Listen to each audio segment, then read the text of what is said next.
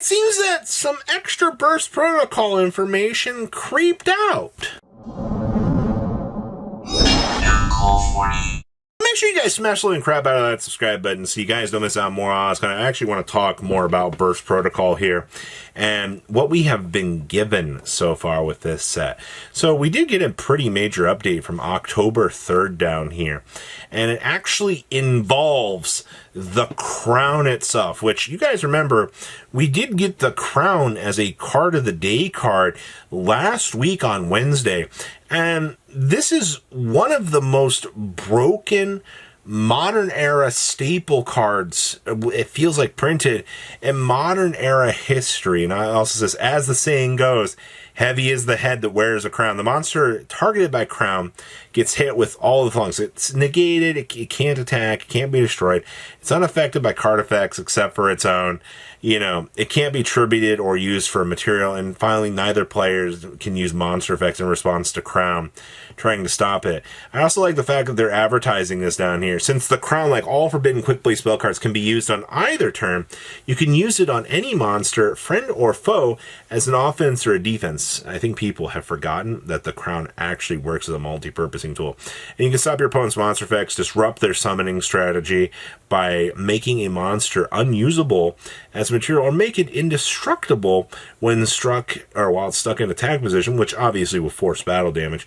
On the other hand, you can use it on your monsters to protect them from enemy effects from being destroyed. So I mean, crown, one of the most broken things that we got. But also, who knows about Darklord Evening Star? The Dark Lords are back, of course. The fact that they're using, you know, the Dark Lords as a selling point for this is really, really cool. You also know that we did get, you know, for hire stuff coming in this set too. So, I mean, like, I guess it's cool that they're using Dark Lords as a selling point because the TCG knows that Dark Lords are going to get people. But this is the crazy part to me here. If you missed Battles of Legend Monster Mayhem, go back and grab the latest upgrade to Crowley called the Gift of the Magistus. That's because Sepna, the Magistus Sealer, will be debuting in Burst Protocol.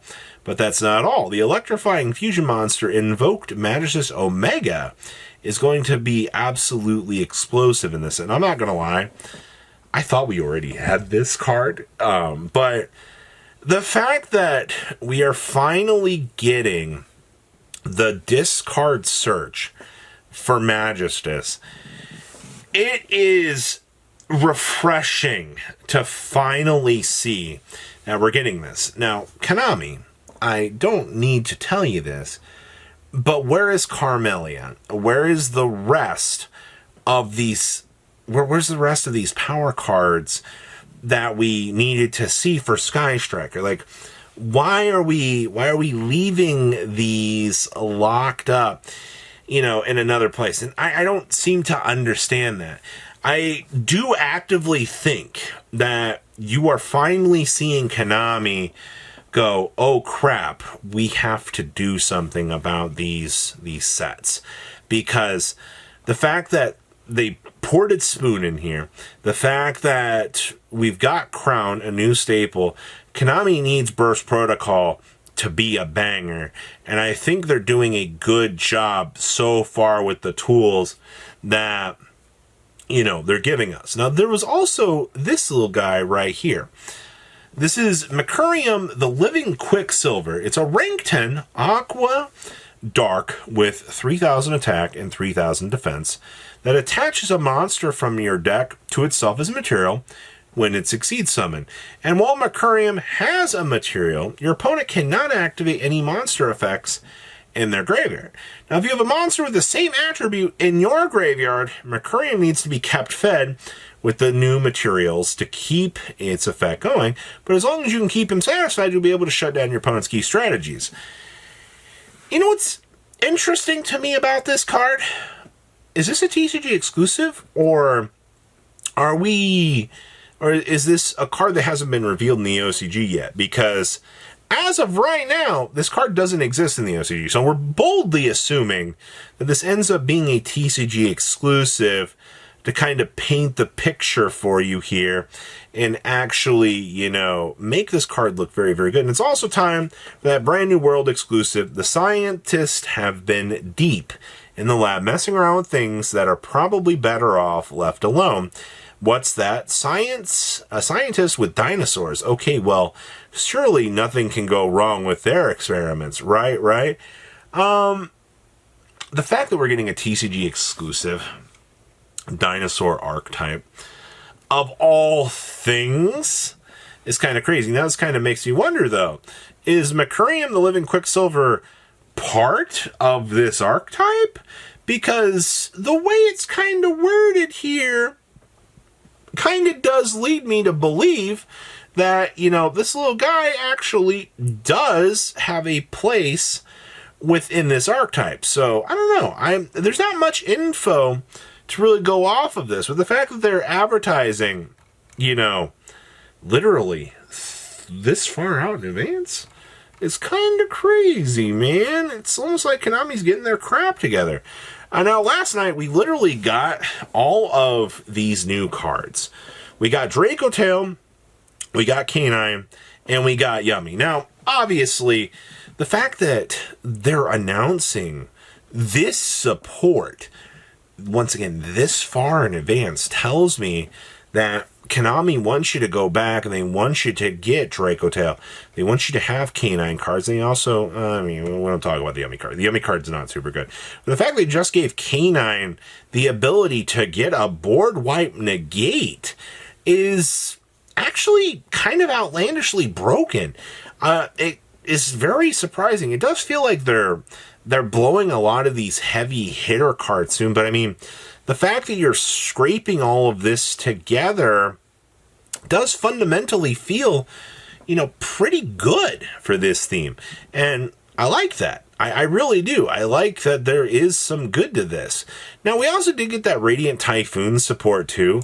I know a lot of people are like, well, you know, Radiant Typhoon's not a good deck. Okay, understandable. I get it. But if you're a casual player looking at this, you just got a link to that adds MST.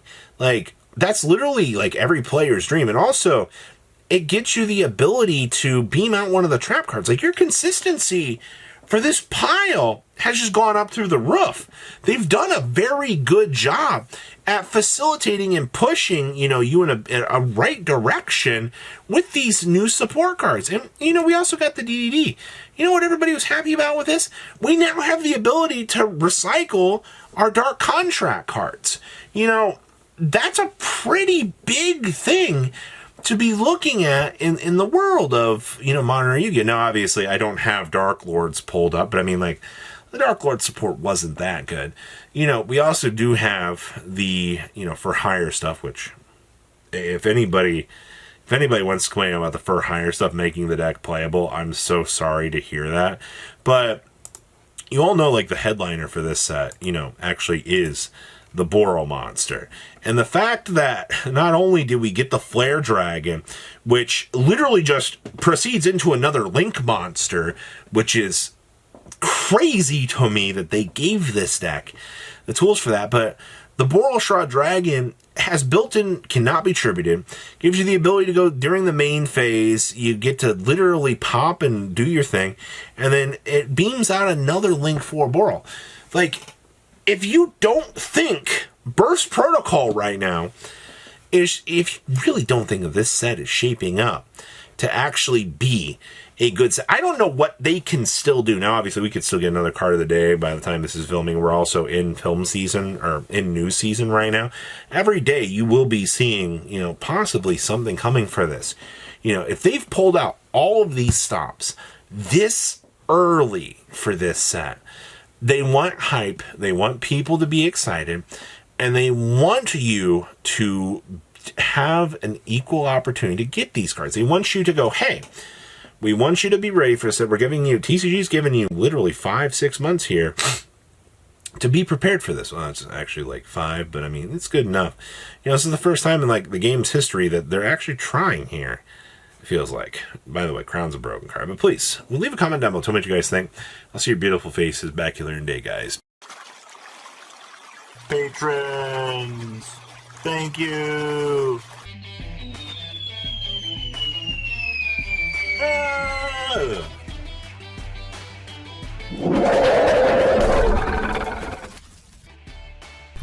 Thank you so much for watching. Check out these other videos.